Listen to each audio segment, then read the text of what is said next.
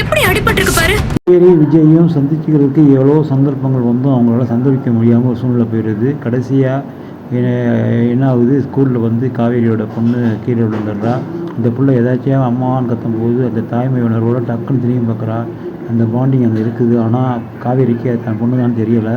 ஸ்கூலில் வந்து என்ன சொல்கிறாங்க, உங்கள் பேரண்ட்டுக்கு இன்ஃபார்ம் பண்ணுங்கள் காயம்பட்டுருச்சுன்னு அப்படிங்கிறாங்க.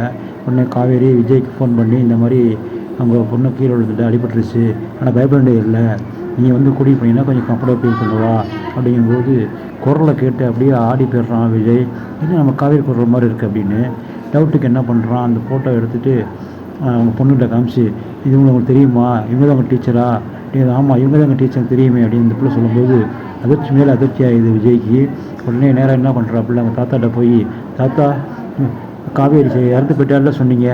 அவங்க ஆமாம் அவங்க இறந்து போயிட்டாங்க, யார் சொன்னது இல்லைன்னு அப்படிங்கும்போது ஏற்கனவே பாப்பாவோட கன்ஃபார்ம் பண்ண விஷயத்த தாத்தாவில் சொல்லாமல் திருப்பி கேட்குறாப்புல, உண்மையை சொல்லுங்கள் காவேரி இறந்து தான் போயிட்டாளா அப்படின்னு. ஆமாம் இறந்து போயிட்டாப்பா, ஏன்பா என்னாச்சு, ஏன் திருப்பி கேட்குற அப்படிங்கும்போது, அப்போ இது யார், எப்படி இறந்து பண்ணுவாங்க ஃபோட்டோவில் இருப்பாங்க, எப்படி அப்போ காவேரி டீச்சர் இருக்க முடியும் அப்படிங்கிற